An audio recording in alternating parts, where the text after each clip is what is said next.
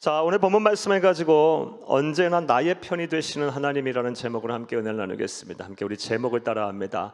언제나 나의 편이 되시는 하나님. 한 번 더 따라 하시겠습니다. 언제나 나의 편이 되시는 하나님. 네, 고맙습니다. 우리가 인생을 살면서 우리가 매우 우리를 힘들게 하는 것이 있으니 우리가 바로 그것이 무엇이냐? 혼자 된다라는 것입니다. 우리가 혼자가 된다라는 것, 이것이 얼마나 우리를 신체적으로 정신적으로 힘들게 하는지 모릅니다. 이것은 사회과학적인 실험을 통해서도 증명이 됩니다. 사랑하는 여러분, 영국 왕립과학협회 수석 연구원 출신이었던 마이클 본드라는 사람이 쓴 책인 타인의 영향력이라는 책이 있습니다. 이 책을 보면 다음과 같은 글이 있습니다. 2015년 미국 항공우주국 나사에서 다음과 같은 실험을 했다고 합니다. 화성 탐사 시뮬레이션을 이렇게 진행하는 데 있어서 전 세계에서 정신적으로 또 육체적으로 가장 건강하고 완벽하다고 생각되는 사람들을 6명을 선발해서 화성의 기후 조건과 똑같은 조건을 만들고, 그리고 모형 우주 비행선을 만들어 놓고 거기서 520일 동안 고립된 생활을 하게 했다고 합니다. 자, 520일이 지난 이후 그 사람들이 어떻게 됐을까요?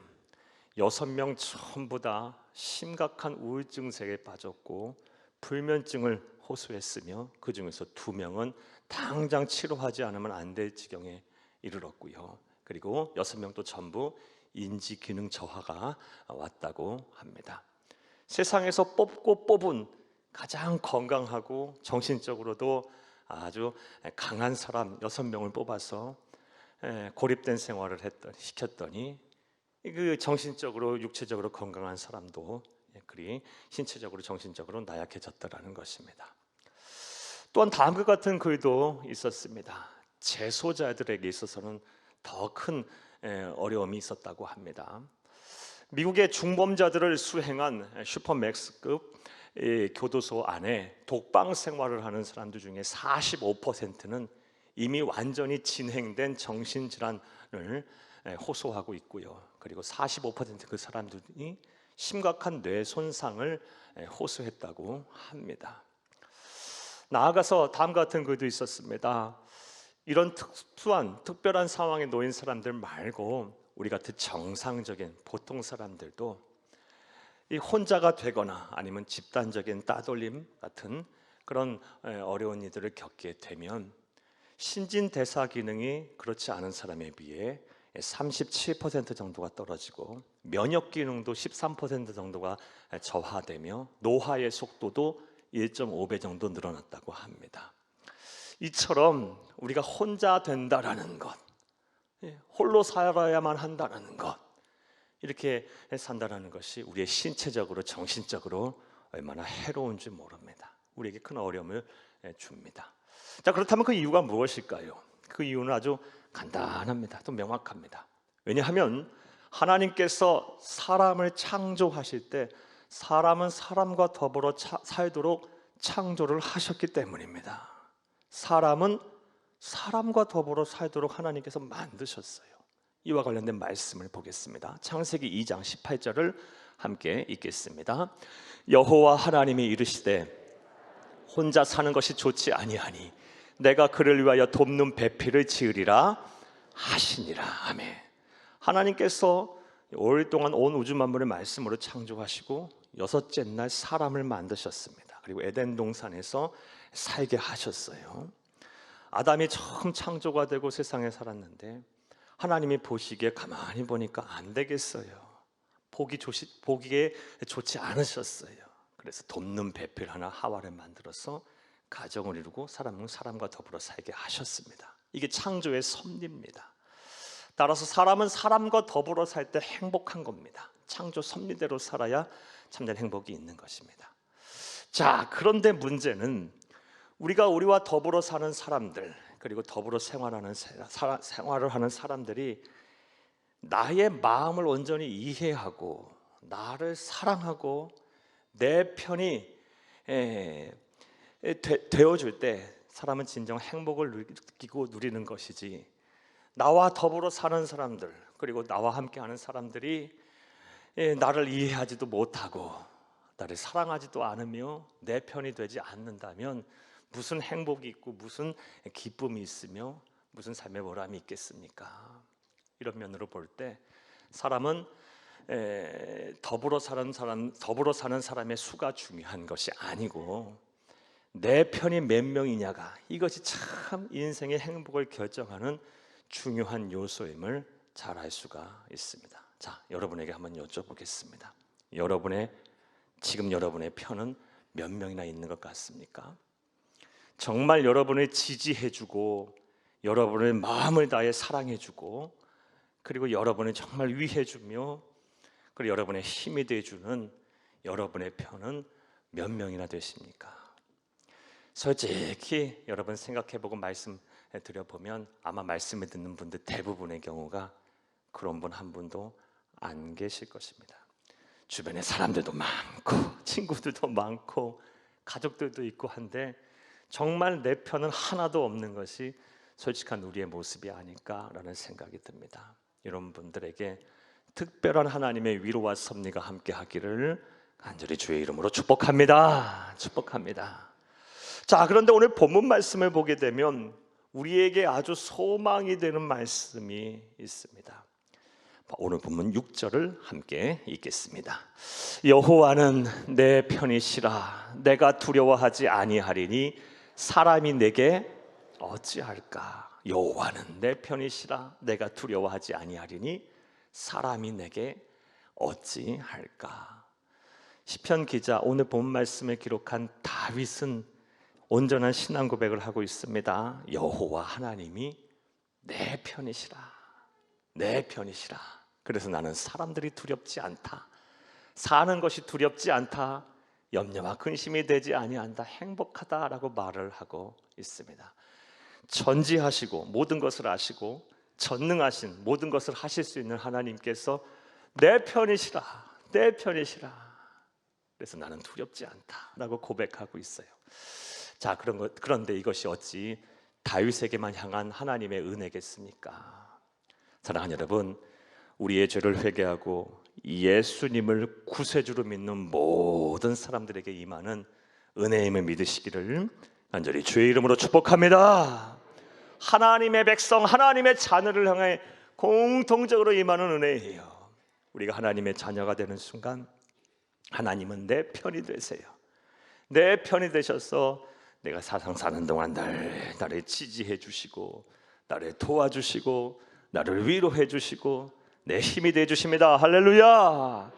심지어 오늘 처음 예배 자리에 나왔다 할지라도 하나님, 나도 나 같은 사람도 하나님 편이 돼 주시나요? 나도 구원해 주시나요? 나같이 하나님에 대한 지식이 전무하고 신앙에 대한 경험이 없다 할지라도 하나님, 나도 하나님의 편이 될 수 있나요? 하나님이 내 편이 되실 수 있나요? 라고 하나님의 이름을 부르며 주의 이름을 부르며 구원을 바라고 또 예수를 믿기를 결심하고 결단하는 형제 자매님들 성도님들이라면 하나님은 주저하지 아니하고 여러분의 편이 되주시고 여러분과 함께 하시며 여러분의 인생을 책임지시고 여러분을 도와주실 것입니다. 할렐루야. 자, 이처럼 하나님은 하나님의 자녀의 편이 되주세요.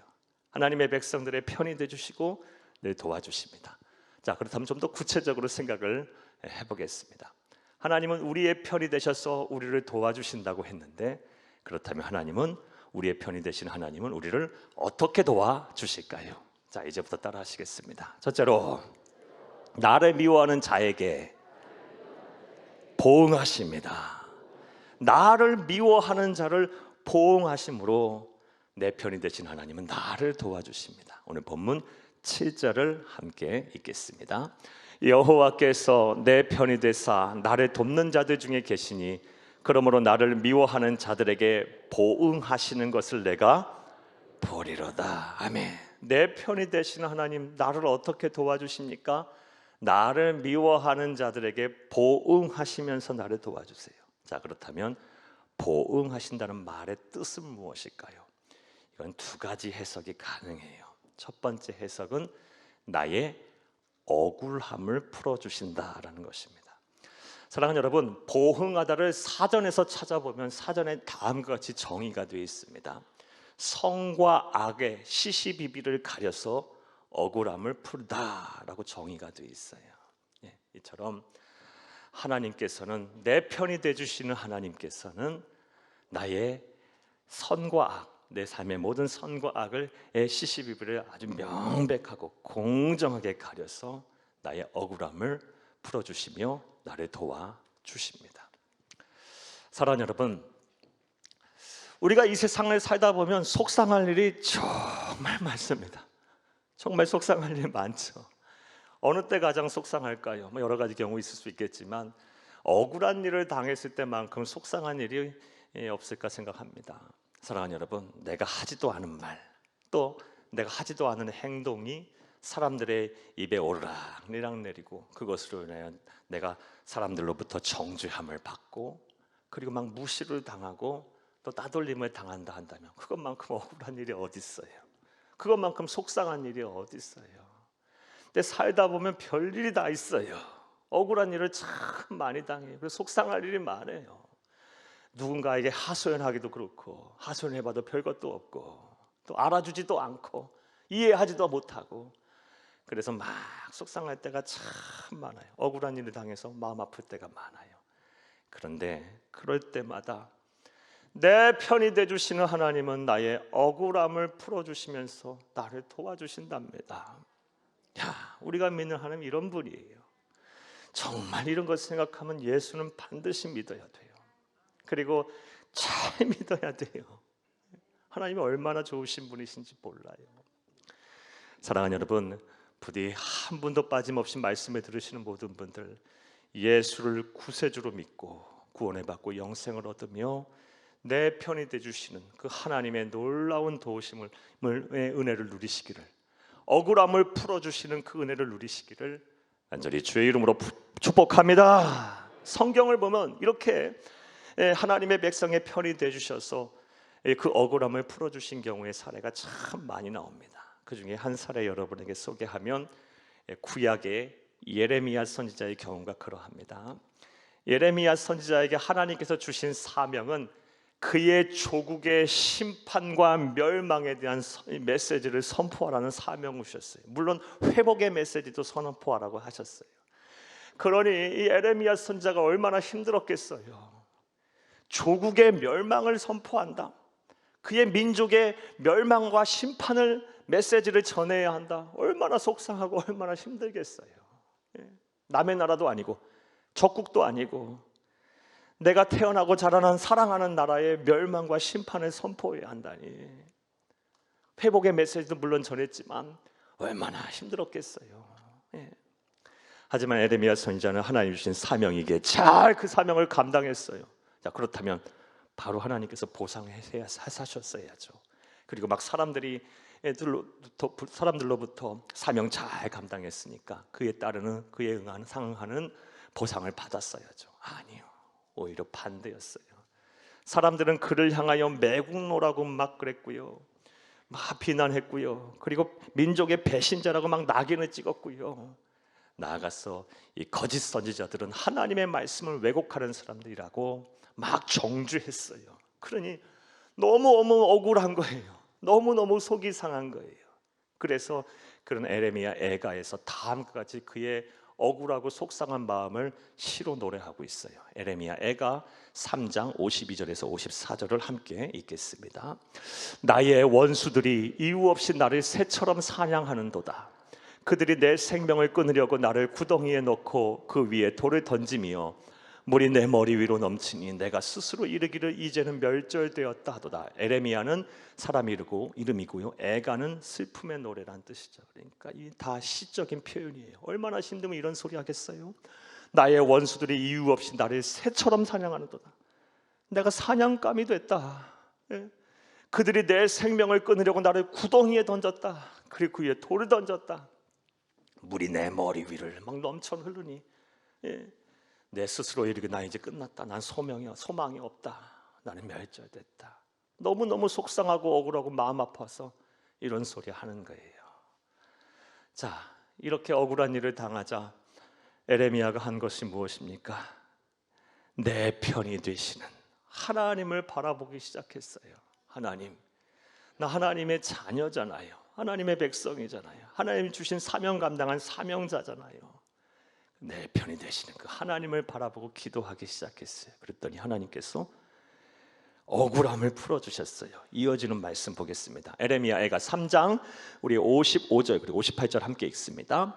여호와여, 내가 심히 깊은 구덩이에서 주의 이름을 불렀나이다. 기도했어요. 59절 읽겠습니다. 58절 읽겠습니다. 주여, 주께서 내 심령의 원통함을 풀어주셨고 속량하셨나이다. 원통함을 풀어주셨고 내 생명을 속량하셨어요. 구원해 주셨어요. 사랑하는 여러분, 이처럼 하나님은 그렇지 않는 백성, 그를 믿는 하나님의 자녀의 편이 되주시면서 보응하십니다. 즉 억울함을 풀어주십니다. 사랑하는 여러분, 여러분에게 여쭙겠어요. 억울한 일을 당해서 지금 잠 못 주무시고 계시는 분들 계시죠? 속상해서 그냥 막 체념하고 그냥 잊고 싶고 생각만 하면 막 원통하고 분해서 막 화가 나고 괴로운 지금 시간들을 보내고 계시는 분들 계시죠? 분명. 이제 내 편이 되시는 하나님을 바라봐야 될 때예요. 나의 억울함을 풀어주시는 그 하나님을 찾으시기를 간절히 주의 이름으로 축복합니다. 자, 내 편이 되주시는 하나님 어떻게 우리를 도와주십니까? 나의 원수를 향해서 보응하신다고 말씀하셨어요. 그리고 그 보응하시는 첫 번째 방법이 뭐다? 뜻이 뭐다? 억울함을 풀어주신다라는 것입니다. 자, 이 보응하신다의 또 다른 의미는 무엇일까요? 또 다른 의미는 문제를 해결해 주신다라는 것입니다. 사랑하는 여러분, 오늘 본문 말씀 시편 118편 7절에 보응하다의 히브리어 원어가 샤네라는 단어입니다. 샤네라는 단어의 정확한 뜻은 해결하다, 문제를 해결하다라는 뜻이에요.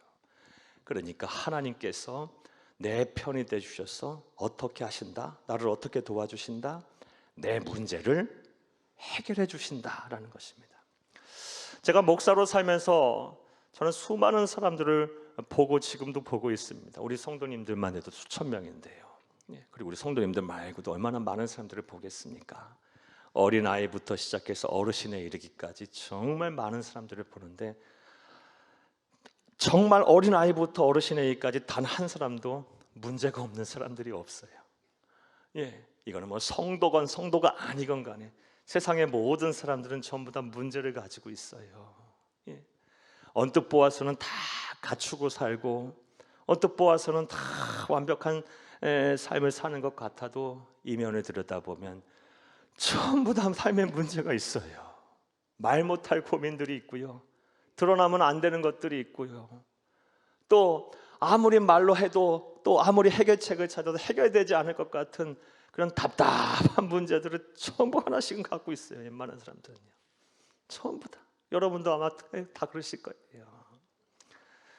그런데 전지전능하신 창조주 하나님께서 내 편이 되주셔서 내 문제를 해결해 주신다면, 그래서 나를 보응하신다면 무엇이 염려가 되고 무엇이 걱정이 되겠으며 무엇이 근심이 되겠습니까?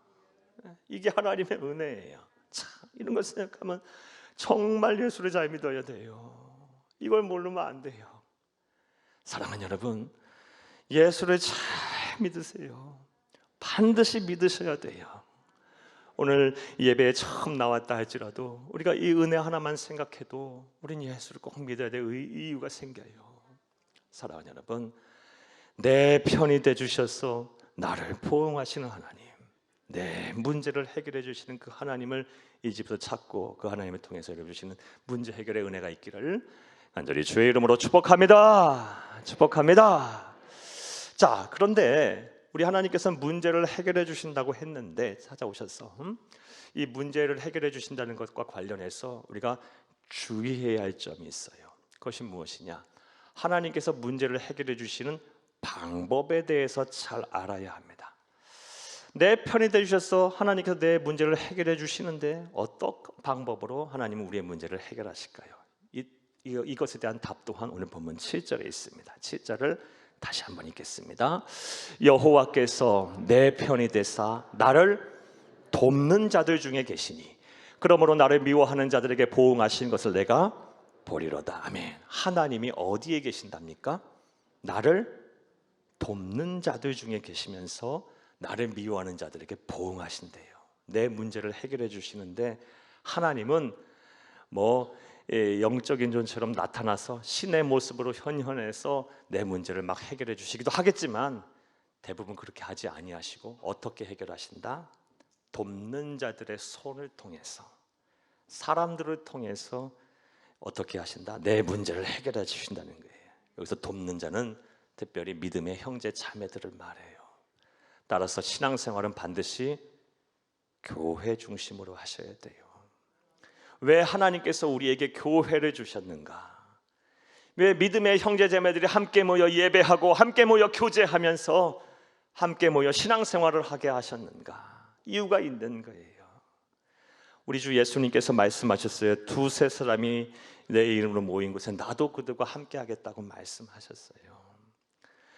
내 편이 되주시는 하나님께서 내 문제를 어떤 방법으로 해결하십니까? 교회 안에 믿음의 형제 자매들을 통해서 하나님께서 그들의 손을 통해서 그들의 삶을 통해서 그들의 지혜를 통해서 그들의 능력을 통해서 역사하셔서 우리의 문제 또한 해결해 가신다라는 것입니다. 이걸 온전히 믿는 여러분 되기를 간절히 주의 이름으로 축복합니다. 축복합니다. 나 정리해 볼까요? 하나님께서는 내 편이 되주신다고 약속하셨어요. 예수를 그리스도 믿는 누구에게나 하나님 편이 되주신다고 말씀하셨고 또 도와주신다고 약속하셨어요. 그 도와주시는 첫 번째 방법이 무엇입니까? 나를 미워하는 자들에게 보응하신다 그랬고, 그 보응하신다는 것의 말의 의미는 먼저는 억울함을 풀어주신다는 것이고 나아가 내 문제를 해결해 주신다는 것입니다. 또 두 번째로 내 편이 되주시는 하나님은 나를 어떻게 도와주실까요? 따라 하시겠습니다. 둘째로 나의 피난처가 되십니다. 내 편이 되주시는 하나님은 언제나 나의 피난처가 되주세요.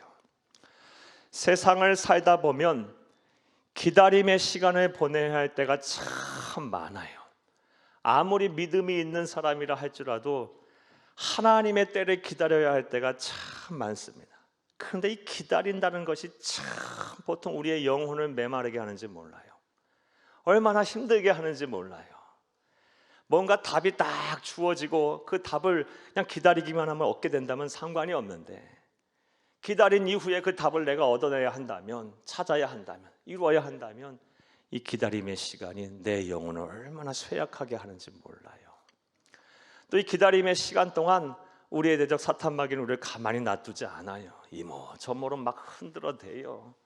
그리고 세상의 시련은 또 왜 이렇게 자꾸 찾아오는지. 어떤 분은 질병에서 낫기 위해서 기다려요.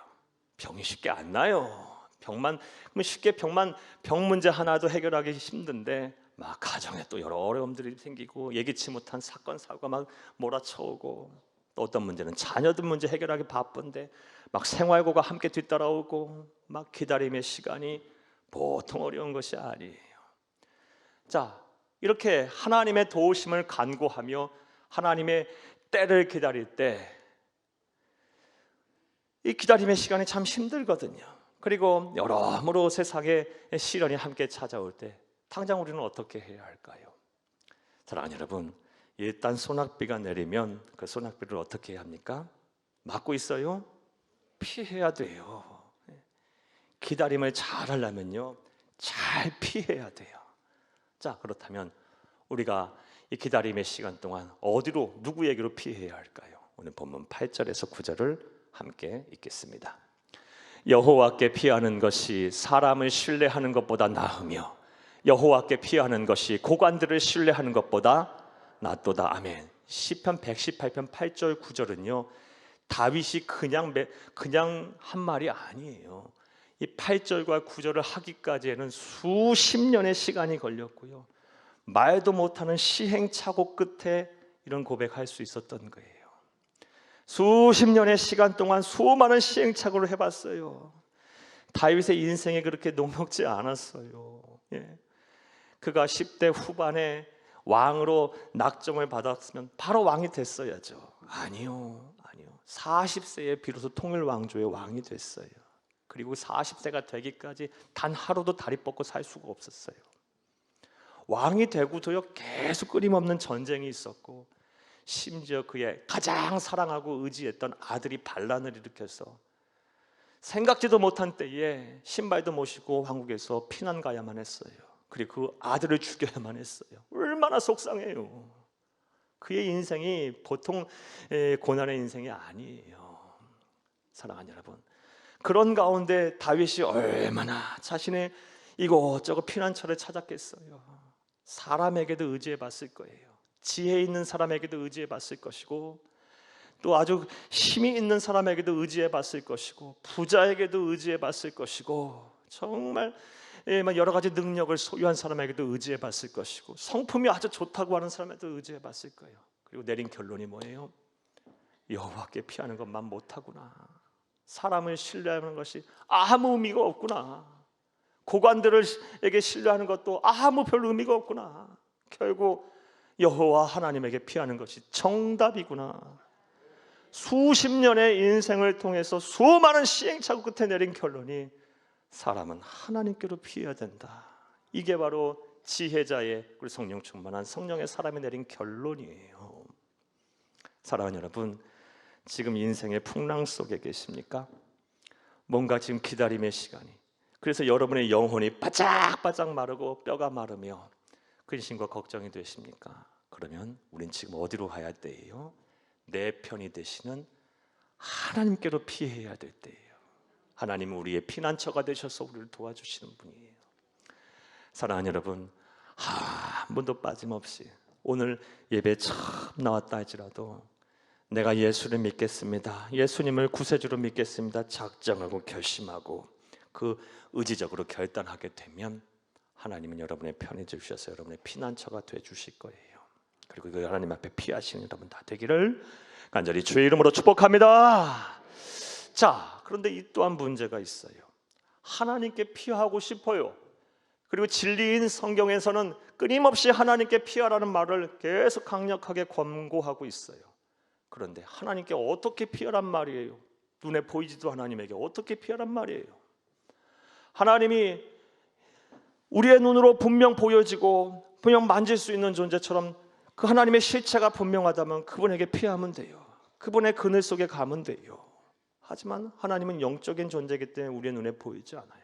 피하라고는 말을 하고 있는데 어떻게 피하란 말이에요? 자, 그렇다면 하나님께 피하는 방법 또한 어떻게 해야 할까요? 이와 관련해서 이 답을 찾을 수 있는 말씀을 보겠습니다. 시편 18편 1절과 2절을 함께 읽겠습니다. 나의 힘이신 여호와여, 내가 주를 사랑하나이다. 여호와는 나의 반석이시요 나의 요새시요 나를 건지시는 이시요 나의 하나님이시요 내가 그 안에 피할 나의 바위시요 나의 방패시요 나의 구원의 뿌리시요 나의 산성이시로다. 아멘. 이 시편 18편 또한 시편 오늘 본문 말씀인 118편의 저자인 다윗이 쓴 시예요. 이 시편 18편은요 어느 상황 어느 배경 속에서 쓴 시냐, 다윗이 아직 왕이 되기 전에 이스라엘의 첫 번째 왕인 사울 왕에 의해서 쫓겨다닐 때 쓴 시예요. 도망자의 신분으로 쓴 시예요. 다윗은 반역을 일으킬 마음이 전혀 없었어요. 왕권에 찬탈할 마음도 없었고요. 하지만 그가 그런 누명을 쓰고 광야에서 도망자로 숨어 다녔을 때 쓴 시가 바로 이 시편 18편 우리가 금방 읽은 시예요. 자, 그런데 우리가 읽어보아서 알다시피 이 시에서 지금 다윗이 염려와 근심하고 있나요?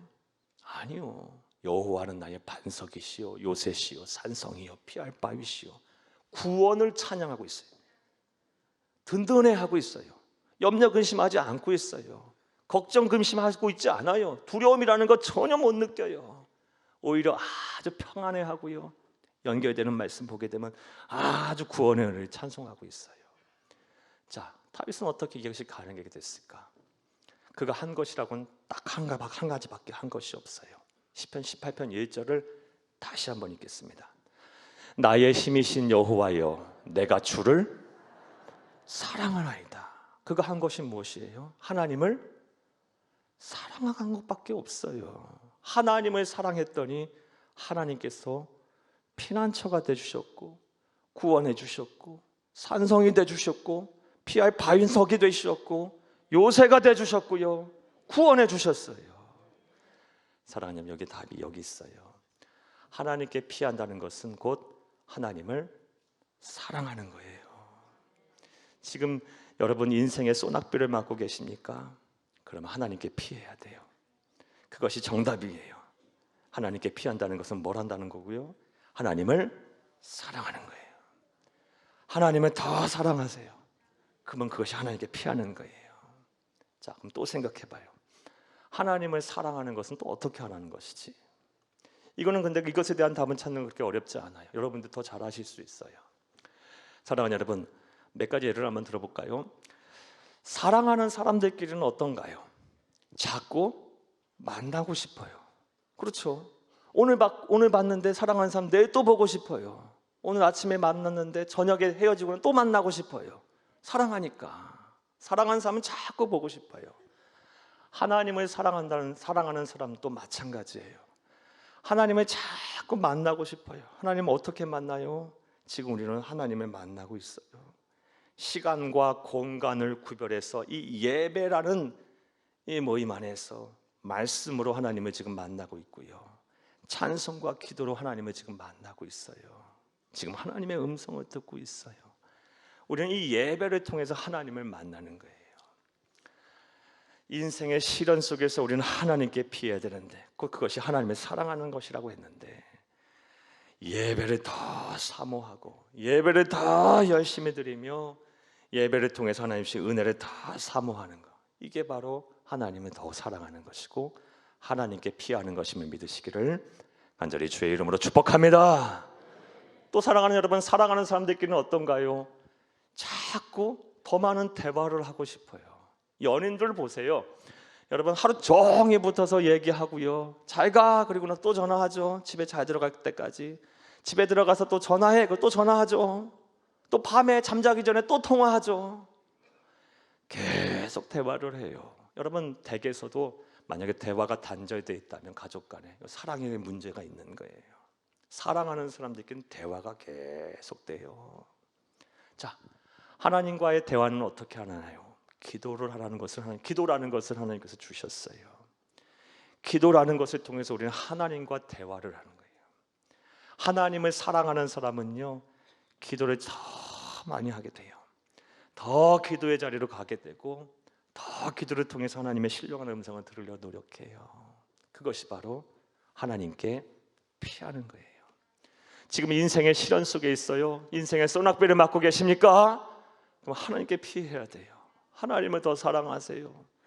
하나님 기도의 자리로 더 달려가세요. 자, 또 여러분 사랑하는 사람들끼리는요, 자꾸 자기가 가진 것을 줘요. 주는데 아깝지가 않아요. 먼저 아깝다는 생각이 드는 순간 그 사람은 안 사랑하는 거예요. 그렇죠? 여러분 자녀들에게 아낌없이 주잖아요. 왜요? 뭐가 아쉬워서 맡겨놓은 것도 아닌데 오히려 속만 썩이죠. 예? 그런데 아낌없이 우리 주잖아. 왜? 사랑하니까요. 부모가 자녀를 얼마나 사랑해요. 계속 아낌없이 줘요. 사랑하니까요. 하나님을 사랑하세요? 하나님께 자꾸 뭔가 드려야 돼요. 성경에 보면요, 이 작은 소자 하나에게 냉수 한 그릇 준 것이 나에게 대접한 거라고 말씀하셨고요, 그리고 그 상을 잃어버리지 않을 거라 말씀하셨어요. 지금 가난하고 힘들고 병들고 어려운 삶을 사는 사람들 지금부터 다 열심히 도와주세요. 그들을 위로해주고 그들을 도와주고 그들의 필요를 채워주고 그들의 기도하세요. 그게 바로 하나님을 사랑하는 거, 하나님을 대접하는 것이고 하나님을 사랑하는 것이고 그것이 하나님께 피하는 거예요. 또 주의 몸된 교회를 잘 섬기는 거, 이거 예수님의 몸이라 그랬어요. 교회 몸된 교회가 교회의 필요를 채우고 부족한 부분을 메꾸고 내가 감당의 사명의 자리에 서 있는 거, 이것 또한 이 하나님을 사랑하는 거예요. 사랑하는 여러분, 부지런히 하나님을 잘 사랑하세요. 인생의 소낙비를 맞을 때는 피해야 돼요. 하나님께 피해야 돼요. 피하는 것은 곧 하나님을 사랑하는 것이에요. 사랑하는 여러분, 이렇게 하나님을 사랑하게 되면, 즉 하나님께 피하게 되면 피난처이신 하나님께서 우리를 도와주셔서 하늘 위로를 주세요. 세상에 주는 위로하고는 차원이 다른 위로를 줘요. 기뻐할 수 있을 때 기뻐하는 건 누가 못해. 기뻐할 수 없는 상황 속에서도 기뻐하고, 감사할 수 없는 상황 속에서도 감사하며, 내 몸이 병들고 막 절망적인 상황 속에서도 오히려 소망을 찾으며 빛을 보고 하나님의 은혜를 노래하고, 가진 것 없어서 세상 다 가진 것처럼 사는 사람, 세상에 감당할 수 있는 믿음의 사람들, 이게 바로 우리가 나아가야 할 사람들의 그리스도인의 삶의 모습이고 예수님의 제자단자의 모습이에요. 우리 믿음의 선배들 다 그렇게 살았고 지금도 그렇게 살고 있고 또 우리도 앞으로 그렇게 살아야 돼요. 사랑하는 여러분, 정리해 볼게요. 자, 우리가 예수를 그리스도 믿게 되면 하나님은 우리에게 은혜를 주셔서 우리의 편이 돼 주시면서 우리를 도와주세요. 도와주시는 두 번째 방법은 우리의 피난처가 돼 주십니다. 자, 이제 말씀 맺겠습니다. 우리가 예수를 그리스도로 믿게 되면 정말 놀라운 은혜들이 많이 있어요. 여러분, 너무 중요하게 몇 가지 더 설명드릴게요. 우리가 예수를 그리스도로 믿게 되면, 구세주로 믿게 되면, 신앙생활을 하기 시작하게 되면 구원에 어떤 은혜를 주시냐? 우리의 죄의 문제를 하나님께서 해결하세요. 우리의 죄를 용서하시고 우리를 의인으로 인정하세요. 하나님께서 의인으로 인정하신다는 것은 우리를 구원하신다는 것과 같아요. 우리가 영생하게 돼요. 아주 기가 막힌 첫 번째 은혜죠. 우리가 무엇으로 우리가 의인으로 인정을 받겠어요? 여러분, 우리가 끝도 모르는 선행을 해야 한다면, 고행을 해야 한다면, 노력을 해야 한다면 우리가 무엇으로 우리가 의인됨을 얻겠어요? 하나님께서 값없이 우리를 의롭다 인정하신대요. 단지 하나 보는 것, 믿음으로 말미암아 의롭다 인정을 받겠다 하신다고 하셨어요. 은혜의 선물을 주세요. 구원의 선물을 주세요. 또 우리가 우리의 죄를 회개하고 예수를 그리스도 믿으면 어떤 은혜를 우리에게 주시나요? 사랑하는 여러분, 천국을 선물하세요. 영생하게 하세요. 이게 뭘 의미해요? 그리스도인들은요, 죽음에 대한 공포와 두려움에서 벗어나게 돼요. 사랑하는 여러분, 인간에게 있어 죽음만큼 가장 우리를 두렵게 하는 것이 어디 있어요? 죽음은 인간이 가진 근원적인 공포 중에 제일 최고에 있는 공포예요. 모든 문제가 거기서부터 비롯돼요. 그런데 우리 그리스도인은 죽음을 극복한 사람들이에요. 죽음은 찰나의 순간일 것이고 우리는 우리 주 예수 그리스도의 품에 안겨 천국에서 영생복락을 누리게 될 거예요. 사랑하는 여러분, 예수를 믿는 사람과 믿지 않은 사람들의 가장 극명하게 갈리는 차이는요, 이 세상을 떠날 때 보면 알아요. 예수를 그리스도 믿고 천국을 소유한 하나님의 백성들은요, 환한 모습으로 찬송하며 하나님 나라에 가는, 내 본향을 향해 가는 그런 큰 행복과 기쁨으로 하나님의 나라를 가요. 그렇지 못한 사람은 안 되겠죠. 하나님의 심판대 앞에 서게 될 테니까. 또 우리가 예수를 그리스도 믿게 된 이후에 얻게 되는 은혜 또 무엇이 있을까요? 하나님께서 우리를 자녀 삼아 주신대요. 자녀 삼아 주시는 거의 의미가 뭐예요? 자녀는 책임지신다는 거예요. 책임지세요. 우리도 자녀는 책임지려고 노력을 하잖아요. 책임지시는 은혜가 우리 가운데 있어요. 그리고 오늘 저는 여러분에게 또 다른 은혜 하나를 여러분에게 말씀드렸어요. 그것이 무엇입니까? 내 편이 되주세요. 내 편이 되주셔서 나를 위해 보응하세요. 나의 억울함을 풀어주시고 나의 문제를 해결하십니다. 나아가 나의 피난처가 되십니다. 부디 이 자리에 계신 모든 분들, 말씀을 듣는 모든 분들이 예수를 그리스도 믿어 이런 은혜와 복을 누리시기를 간절히 주의 이름으로 축복합니다. 축복합니다. 축복합니다.